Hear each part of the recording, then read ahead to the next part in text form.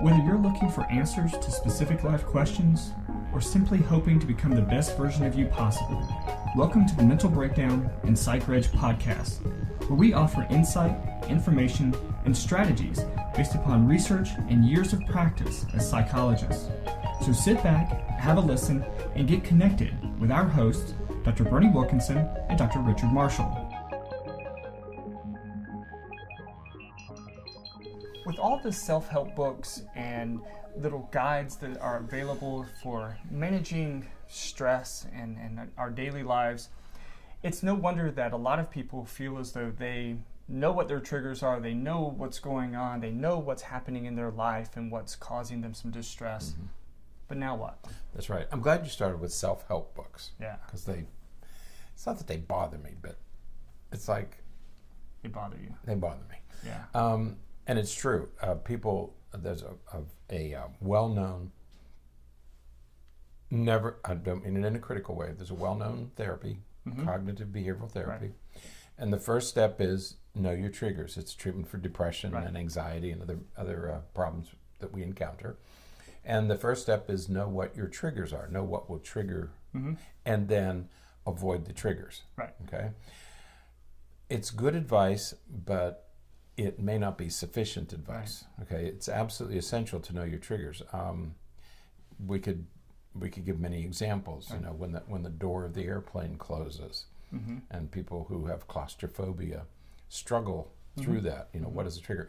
So the emotional triggers are like the triggers for asthma or right. any physical illness. What's causing the problem? And right. the idea is if you get rid of the trigger, if you prevent, avoid the trigger. Avoid, that's the word right. I'm looking for. Thank you. Yeah. Avoid the trigger. I've searched all over this, looked all over the table for avoid and couldn't find it.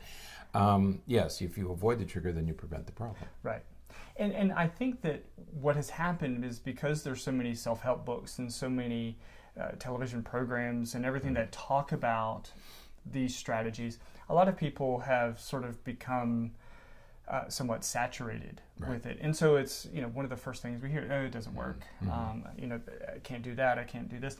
But one of the great questions is, okay, I mean, I know what my emotional triggers are, I know what all that is, but there's some that I can avoid and some that I can't avoid. That's right. So now what do I do? That's right, because what if you can't avoid them? Right. I worked with a fellow one time who had an elevator. He had a little bit claustrophobic, mm-hmm. and occasionally, not every time, but occasionally he would have trouble when he got in the elevator to right. go up to his office. Well, he had to go to his office. Right. He also had to fly, mm-hmm. but he had occasionally would have these problems. And so it wasn't sufficient to say to him, just avoid elevators, right. because his job required that he take an elevator right. or that he walk up multiple flights of stairs and arrive red and sweaty and out of breath. Right. It just wasn't practical. He had to get on the elevator. And so it was possible to prevent and avoid some. But I love the title, I Already Know My Emotional Triggers, Now What? Because it's a call to action. Right. And that's what you and I have been talking about now for many months, right. is now what do you do? What right. action steps are you going to take? Because right. it's not enough just to avoid, because it's not always possible. Right. But in addition to that, what should we be doing? Right. Where should we be putting our effort? Right. And we're referring to an article from Psychology Today. The link is in the show notes. Right. And I think while the title is great, I think the subtitle really encapsulates it for me, and that is the frustrating gap between insights and change. That's right. And it's for those of you who listen to the podcast regularly, that gap is filled by things that are pretty consistent with what we usually talk about. That's right. Right. That's right. Because many of these therapies stop short of that action step. Right. Okay. But that's what people are looking for. Mm-hmm. What do I have to do now to feel better? Right. And frequently we do have that gap mm-hmm. between knowing about, you can Google it now, Dr. Google, mm-hmm. people call yeah. it. I look up Dr. Google. First time I heard that, it threw me off because, that's just like the company. I wonder if it has anything to do with that. I looked up Dr. Google and I thought, I get it, you little trickster. And so you can inform yourself about these things. Yeah. Taking the action steps, right. taking that next step is I think what people are looking for. Right. How do I get better? Right. Mm-hmm. And not surprisingly, those action steps, or at least the initial action steps, are the core four that we usually talk about. That's right. Dealing with your overall health, your physical health and your emotional health. Your physical health and your emotional health go hand in hand. I read something not too long ago, and they were talking about the mind-body connection, and the author made an interesting point that the mind and body are the same thing. Right. When you're addressing one, you're going to address the other. Right. When you're harming one, you're going to harm the other. And we kind of imagine it as being these two separate things, but they're not really that independent. For hundreds of years, thousands of years, because actually Plato and Aristotle talked about the duality of mind and body. We've been discussing this thing for over 2,000 years.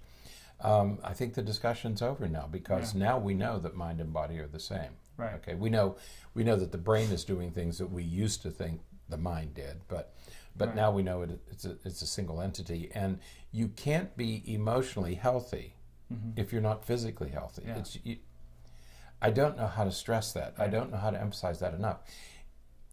When we talk about things like CBT,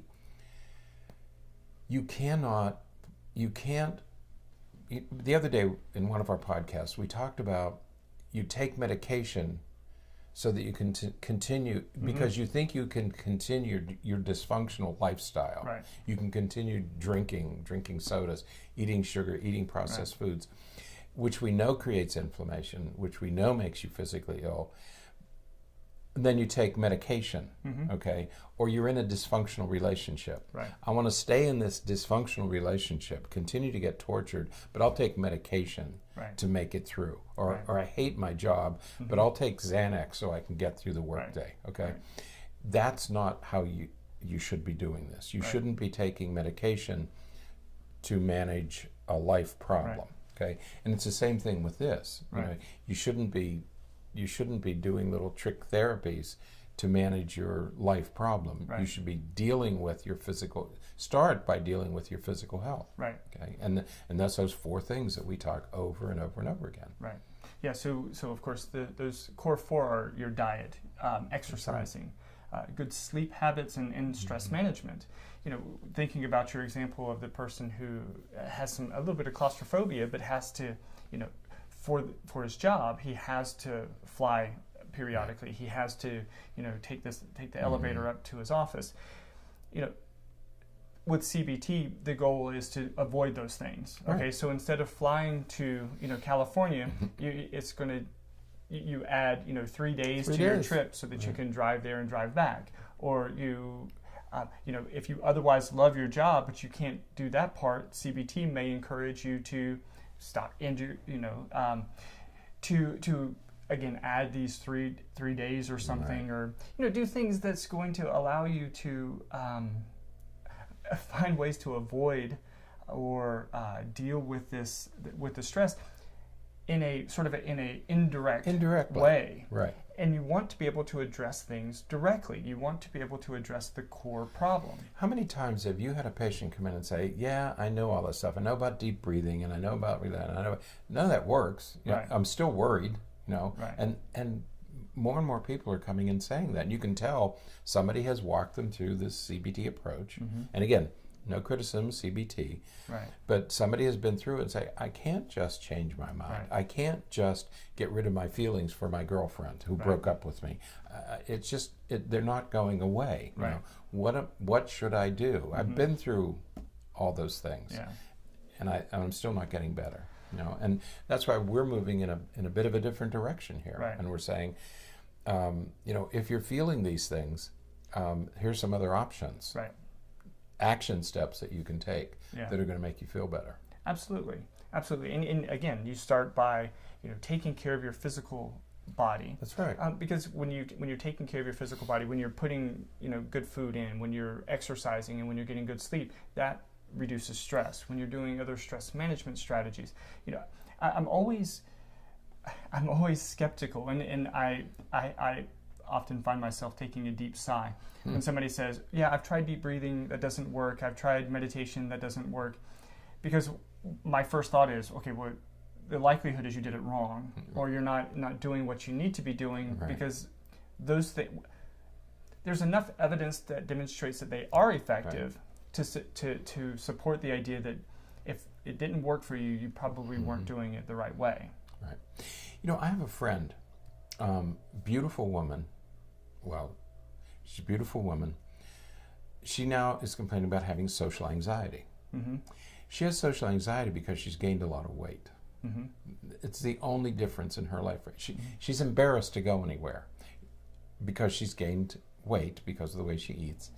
And she's saying, well, I have social anxiety. Well, am I going to give her little strategies to use for her social anxiety? Or encourage her to go see a psychiatrist to get medication. To get medication so she can handle it. You know, take a medication so that she can handle her anxiety. No, clearly, and it's not because we're good friends, but it's clear that she has social anxiety because she's embarrassed about the way she looks. So she doesn't want to go out of the house. So she doesn't have agoraphobia. She doesn't have social anxiety. She has a body image problem. And to make her healthy is to treat that problem. That's a nutrition problem. That's a food plan problem. It's not a mental illness. And I think that what happens to a lot of people is when we see these emotional triggers, and when we think about whether it's social anxiety or whatever, we tend to think, well, it's that. I don't have any control over that. So let me avoid the triggers, let me avoid this or avoid that, because I don't have any control over that. When in actuality, you actually do have a lot of control over many of these things. And, you do. You have to have the confidence in your ability to overcome some of those things and to be able to tackle those things head on. But generally speaking, we're not as helpless as we sometimes feel. That's right. So you do have control. Right. And just as we say, best practices for almost every mental illness are a combination of drug and non-drug therapies. Okay. Now, typically, people think of non-drug therapies as CBT or DBT or some BT. Packaged program of some type.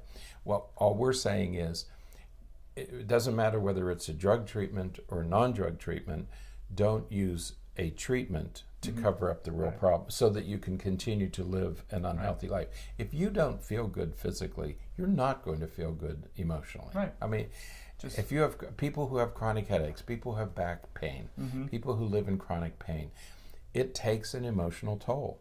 And so you just can't be unhealthy and expect to feel okay. Exactly. Life is hard enough when you're feeling good. Absolutely. These commercials where everybody's bouncing through and they feel good. Nature, we obviously always don't feel that way. But that should be our target. That should be our goal. That should be our goal. And we should be doing everything we can to get to that point where we just feel like getting up and getting out and going to do something. Absolutely. But you have to feel good. You have to be healthy to do that. So you got to address those 4 things. So. That's all right. We're going to keep hammering away at that too. We're going to be a Johnny Four-Note on that. I mean, I'm going to keep harping at that. You have to do those things. Absolutely. All right.